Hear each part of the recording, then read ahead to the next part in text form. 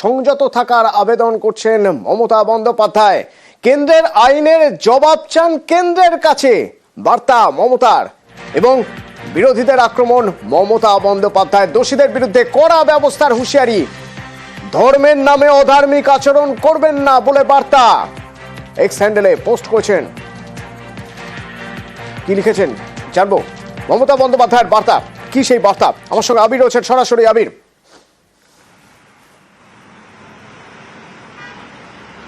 অতনু, গত কয়েকদিন ধরে জঙ্গিপুর, শামশেরগঞ্জ, সুতি, ধুলিয়ান সহ যে কতগুলি জায়গাতে যে অশান্তির খবর আসছে, তারই প্রেক্ষিতে আজকে এক্স হ্যান্ডেল একটি পোস্ট করেছেন মমতা বন্দ্যোপাধ্যায়। এবং পোস্টের যে ভাষা, সেখানে তিনি উল্লেখ করেছেন এটা সকলের কাছে আবেদন হিসাবেই। প্রথমত, এই পোস্টের মধ্যে দিয়ে সমস্ত ধর্মের মানুষজনকে শান্ত এবং সংযত থাকার যে অনুরোধ বা আবেদন তিনি জানিয়েছেন। একই সঙ্গে তিনি উল্লেখ করেছেন যে ধর্মের নামে কোনো অধার্মিক আচরণ যেন কেউ না করেন।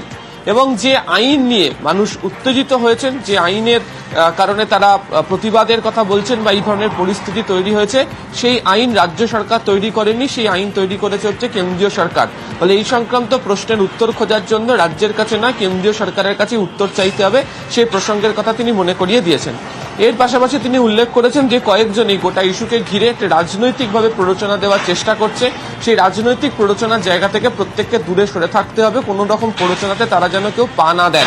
এবং তিনি যে লাইনটি সেখানে লিখেছেন, সেখানে তিনি উল্লেখ করেছেন যে দাঙ্গায় যারা উস্কানি দিচ্ছেন তাদের বিরুদ্ধে আইনগত ব্যবস্থা গ্রহণ করা হবে, কোনো হিংসাত্মক কার্যকলাপকে যে রাজ্য সরকার প্রশ্রয় দেবে না, এই বার্তাও এদিনকে দিয়ে রাখা হয়েছে। এবং প্রসঙ্গত তিনি উল্লেখ করেছেন যে আইনকে তারাও সমর্থন করে না। এবং অতনু, তুমি জানো যে যখন এই বিষয়টিকে নিয়ে সংসদে আলোচনা চলছিল, ভোটাভুটিতে তৃণমূল কংগ্রেস এই আইনের বিরুদ্ধেই তারা গিয়েছিল, এই প্রসঙ্গের কথা তিনি এদিনকে মনে করিয়ে দিয়েছেন। ফলে এই আইন এই রাজ্যে লাগুও করা হবে না, তাহলে কেন এই ধরনের আচরণ, অর্থাৎ দাঙ্গা কিসের জন্য, সেটিও তিনি তার আবেদনের জায়গাতে লিখেছেন। এবং তার প্রসঙ্গে তিনি যেটা উল্লেখ করেছেন যে সেটা হচ্ছে যে প্রত্যেকে শান্ত থাকুন, সংযত থাকুন, একে অপরের ধর্মের বিষয়কে সম্মান জানান এবং এমন কোনো আচরণ তারা যেন না করেন যাতে মানুষের সমস্যা তৈরি হয়। ফলে যে পরিস্থিতি তৈরি হয়ে রয়েছে, সেই পরিস্থিতিতে শান্ত এবং সংযত থাকার পাশাপাশি যারা এই ধরনের অশান্তি করছেন তাদের বিরুদ্ধে যে কড়া ব্যবস্থা নেওয়ার যে হুঁশিয়ারিও, তা মমতা বন্দ্যোপাধ্যায়ের এক্স হ্যান্ডেল পোস্টেরই আবেদনের মধ্যে দিয়ে উল্লেখিত হয়েছে। ধন্যবাদ আবির।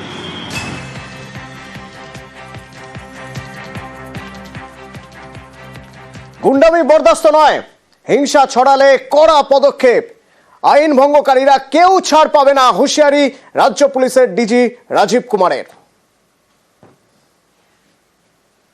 জঙ্গিপুর এরিয়াতে কমিউনাল ডিস্টারবেন্স দেখা গিয়েছে। গভর্নমেন্ট দিক থেকে খুব ক্লিয়ার এটা আছে, কোনো রকম হুলিগানিজম বরদাস্ত করা যাবে না। We are dealing with this situation very strongly. Demonstration, then destruction of public property and then it to communal angle. যদি কেউ এক্সট্রিম পর্যায়ে যাওয়ার চেষ্টা করবে, we will deal it very very strongly. Stand by the people যাদের damage হয়েছে, that will be taken care of. শান্তি ফেরাতে সব রকম পদক্ষেপ করছে পুলিশ। সাধারণ মানুষের নিরাপত্তা ও সরকারি সম্পত্তি রক্ষাই প্রধান লক্ষ্য। গুজব ছড়াবেন না, গুজবে কান দেবেন না, বার্তা রাজ্য পুলিশ প্রধানের। Rumors have to stop. People don't believe in rumors. This time we are fighting a situation where all of us need to be together. We need to understand that it is a fight between good and bad people. Jara badmashi korche, jara je keu hooligan kore, jara miscreants ache, mischievous people ache, we will deal with them very very strongly. কোন রকম অশান্তি ছড়ালে কড়া হাতে ব্যবস্থা, হুঁশিয়ারি ADG আইন শৃঙ্খলারও। আমাদের যত সিনিয়র অফিসার আছেন, ADG level officers, IG level officer আছেন, more than a battalion of specialized forces আর station in Jangipur. 118 peoples have been arrested so far, আর 18 জন আমাদের পুলিশ ইনজুরি আছে। আমাদের যত রিসোর্স আছে, we are committing whole heartedly to ensure that peace prevails. যারা যারা হুলিগানিজম করেছে, যারা যারা ভায়োলেন্সে ইন্ডালজ করেছে, none of them will be spared. Whoever it might be, peaceful procession, peaceful protest is okay with us. But if you have done violence, you will face consequences. We will deal with it very strongly. We have already started their action. সারা রাত red হয়েছে, but let's first control the situation together. এদিকে আজ থমথমে সুতি Samserganj walk of আইনের প্রতিবাদে অশান্তি। সুতি শমশেরগঞ্জে ভাঙচুর, লুটপাট, এখনো ছড়িয়ে ছিটিয়ে ধ্বংসের ছবি। দুই এলাকায় 163 ধারা জারি। এবং সুতি শামশেরগঞ্জে পুলিশের টহলদারি চলছে। শতাধিক গ্রেপ্তার এখনো পর্যন্ত। শামশেরগঞ্জে জাতীয় সড়কে যান চলাচল শুরু। সুতিতেও জাতীয় সড়কে যান চলাচল শুরু। ধীরে ধীরে ছন্দে রেল চলাচল। পুলিশ প্রশাসন ছিল তখন, তো আমরা তো ছিলামই না, ঝামেলা থাকি না। আমরা দোকান লাগিয়ে বাড়ি গেছি, বাড়ি থেকে ব্যাস কিছু তো বাঁচাতে পারিনি। এখন ক্ষতি তো হয়ে গেছে আমাদের। এরকম কখনো হয়েছে? না, আমাদের কোনোদিন হয়নি। ছোট থেকে আজ পর্যন্ত এত বড় হয়ে গেলাম, কোনোদিন আমাদের ঝামেলা এরকম হয়নি। একটু সকালে এলাম দেখতে, কি দেখে আসি হাল খারাপ শেষ। কিসের দোকান ছিল আপনাদের? চায়ের ঠান্ডা সব, এই দোকান থেকে সংসার? সব এখান থেকে। এরই মাঝে সুতি শামশেরগঞ্জে কিছু লুটপাটের ছবি আসছে। একটি দোকান, সেই দোকানে কিভাবে লুটপাট চলছে দেখুন। শপিং মলে মুর্শিদাবাদের ধুলিয়ানের এই ভিডিও ভাইরাল। ভিতরে ঢুকে শাটার ভেঙে ভিতরে ঢুকে দুহাত ভর্তি করে জামা কাপড় নিয়ে বেরিয়ে আসছে। ওই দেখুন, যে যা পারছে নিয়ে বেরিয়ে চলে আসছে। তার আগে দোকান ভাঙা হয়েছে, দোকানের দরজা ভাঙা হয়েছে। শপিং মলের দরজা ভেঙে ভিতর থেকে জামা কাপড় শুধু নয়, তার সঙ্গে যে যা পারছে নিয়ে বেরিয়ে আসছে।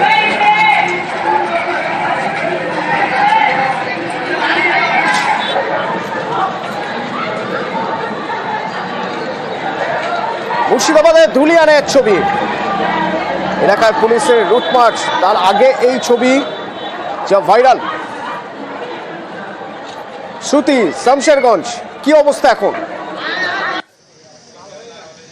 রেলগেট ভেঙে পড়ে আছে, ভাঙচুর চালানো হয়েছে রেলগেট ভেঙে পড়ে আছে।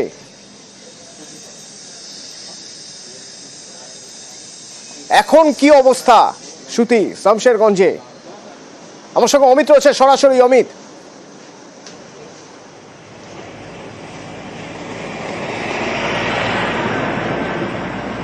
সকাল থেকেই সুতি, শামশেরগঞ্জ, ধুলিয়ান এই সমস্ত এলাকা থমথমে, দোকানপাট বন্ধ। 163 নম্বর ধারা জারি হয়েছে বিগত কয়েকদিন ধরেই। গতকাল যেমন অবরুদ্ধ হয়ে গিয়েছিল জাতীয় সড়ক 12 নম্বর, আজ সকালের চিত্রটা একেবারে অন্য। সকাল থেকে আমরা দেখলাম যে পণ্যবাহী লরি বা পণ্যবাহী গাড়ি যেমন যাতায়াত করছে, এবং একই সঙ্গে সরকারি বাস বা বেসরকারি বাসও কিন্তু দেখা যাচ্ছে। রেল লাইনও কিন্তু বা রেলপথও গতকাল অবরোধ করা হয়েছিল। রাত্রি 10টার পর পরিস্থিতি যখন স্বাভাবিক হচ্ছে আস্তে আস্তে, অবরোধ যখন উঠে গেছে, রাত্রি 10টার পর আজিমগঞ্জ ফরাক্কা মালদা ডিভিশন এই যে রুট, সেই রুটে ট্রেন কিন্তু চলেছে, মালগাড়িও চলছে। পুলিশ মোতায়েন করা রয়েছে। ধুলিয়ান মোড়, একদম ধুলিয়ান মোড়, সেখানে আমরা দেখেছি রাজ্য পুলিশের সাথে বিএসএফ সেখানে মোতায়েন রয়েছে।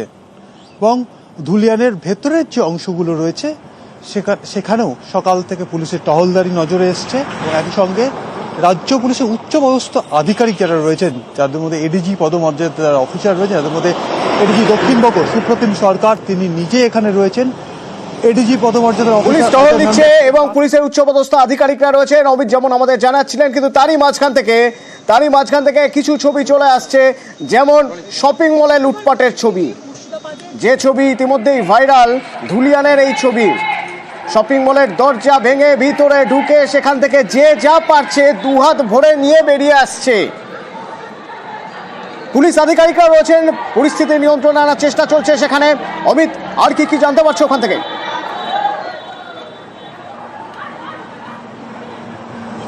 দেখো, এই ধুলিয়ান রেলগেট সংলগ্ন যে এলাকা, যেখানে গতকাল অবরোধ হয়েছিল, যেখানে অশান্তির খবর যেখান থেকে এসেছিল, সেখানেই পৌঁছে যান এডিজি দক্ষিণবঙ্গ, আইজি এসটিএফ এবং এডিজি পদমর্যাদা অন্যান্য অফিসার, উচ্চপদস্থ আধিকারিক। তারা বিশাল পুলিশ ফোর্স নিয়ে তারা ভেতরে যান, সেখানে যাতে কোনো রকমভাবে অশান্তি না হয়, কোনো রকমভাবে রিউমার বা গুজব না ছড়িয়ে আবারও নতুন করে পরিস্থিতি বেসামাল বা বেগতিক হয়, সেই বিষয়টা লক্ষ্য রাখার জন্য এখনো পর্যন্ত আমি তোমাকে জানিয়ে রাখবো, সকাল 10টা নাগাদ এই ধুলিয়ান সংলগ্ন এলাকায় বা ধুলিয়ান রেলগেট সংলগ্ন এলাকায় পৌঁছে গেছেন উচ্চপদস্থ আধিকারিকরা। তারা এখনো পর্যন্ত ভেতরে রয়েছেন।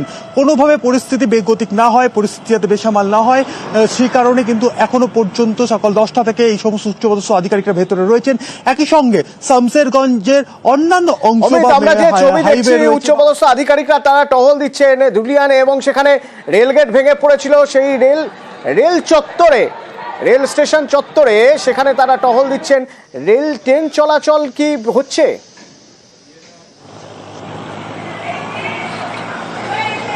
একেবারে গতকাল রাত্রি 10টার পর থেকে এই রুটে কিন্তু ট্রেন চলাচল স্বাভাবিক হয়েছে। যারা কালকে এই রেল গেটের যারা দায়িত্বে ছিলেন তারা প্রথমে আতঙ্কিত হয়ে তারা চলে গিয়েছিলেন, পরবর্তী সময় ডিউটি বদলেছে, তারা আবার ডিউটিতে এসে এবং তারা যেটা জানাচ্ছেন যে রাত্রি 10টার পর থেকে এই রুটে ট্রেন চলাচল স্বাভাবিক হয়েছে এবং আজ সকালেও বেশ কিছু ট্রেন চলাচলের ছবি কিন্তু আমাদের ক্যামেরাবন্দি হয়েছে। তোমাকে জানিয়ে রাখবো এই রেল গেটের নিরাপত্তার জন্য কিছুক্ষণ আগে বাড়তি নিরাপত্তারক্ষী হিসেবে রেলের তরফে নিরাপত্তারক্ষীদের সেখানে পাঠানো হয়েছে। তারা এই রেলগেটের যে অফিস রয়েছে সেখানে তারা নিরাপত্তার বিশেষ ব্যবস্থা করছে। অন্যদিকে রাজ্য পুলিশের তরফে জঙ্গিপুর পুলিশ জেলাতে বিভিন্ন জায়গাতে যাতে নতুন করে কোনো রকম অশান্তি বা বিক্ষিপ্ত কোনো ঘটনা না ঘটে, পরিস্থিতি বেসামাল না হয়ে যায়, সেই দিকে নজর রেখেই কিন্তু বাড়তি নজরদারি এবং একই সঙ্গে পুলিশ মোতায়েন, কোথাও র্যাব মোতায়েন করা হয়েছে এবং উচ্চপদস্থ আধিকারিকরা কিন্তু এলাকাতেই রয়েছেন। ধন্যবাদ অমিত। এরই মাঝে এই ছবি ভাইরাল, শপিং মলে লুটপাটের ছবি, এরই পাশাপাশি রেলগেট ভেঙে পড়ার ছবি দেখা যাচ্ছে এবং এই যে ছবি দেখছেন এখানে এরপর পুলিশ যায়, লুটপাট করে, পুলিশ আধিকারিকরা এখানে রয়েছেন ধুলিয়ানে, সুতি, শামসেরগঞ্জে।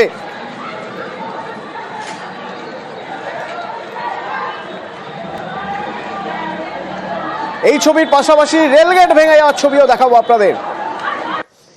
তবে আমার সহকর্মী আমাকে জানাচ্ছেন যে কাল রাত 10টার পর থেকে ট্রেন চলাচল হচ্ছে, তার আগে এই অবস্থা ছিল, ধুলিয়ানের এই অবস্থা ছিল, রেলগেট ভেঙে ফেলা হয়েছে, ভাঙচুর করা হয়েছে।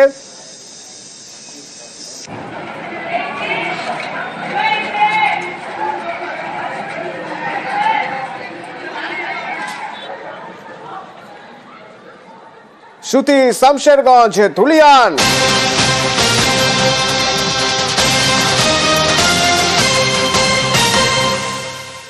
শামসেরগঞ্জে ফের গুলি চললো, এক কিশোর সহ দুজন জখম যারা রয়েছেন তারা জঙ্গিপুর হাসপাতালে তারা ভর্তি রয়েছেন এবং কি অবস্থা তাদের, কখন গুলি চললো, এখনো পর্যন্ত কি পুলিশ এখনো পর্যন্ত কি করছে জানবো। আমার সঙ্গে রয়েছেন প্রণব, সরাসরি প্রণব, কি অবস্থা?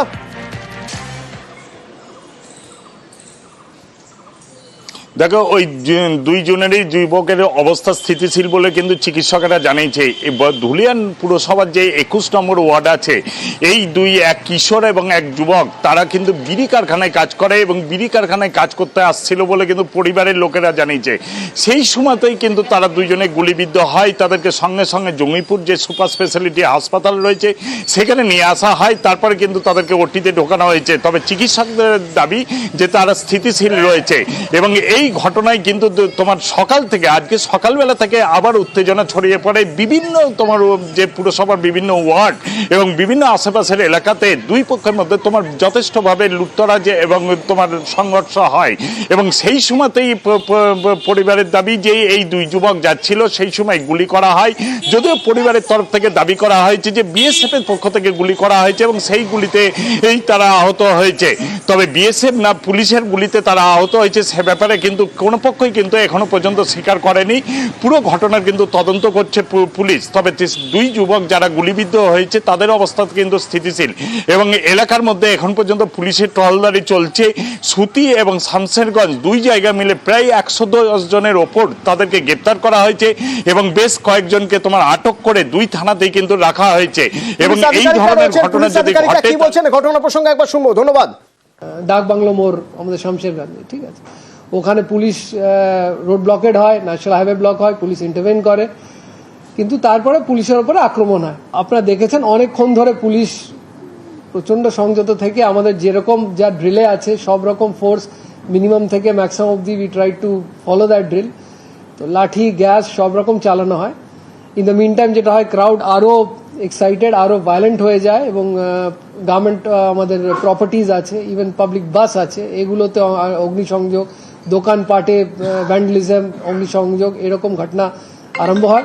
3 ঘন্টা এরকম চলার পরে পুলিশের ওপরও প্রচুরভাবে অ্যাটাক হয়ে যায়। Then to save property and life of people as well as police personnel, 4 round কালকে সুজার মোড়ে আমাদের পুলিশ 4টে রাউন্ড ফায়ারিং করে এবং আমাদের কাছে খবর আছে 2 জন তাতে ইনজার্ড আছেন। 2 জনই কিন্তু আউট অফ এখন অব্দি আছেন, হাসপাতালে আছেন, and as of now they are stable and they are out of danger.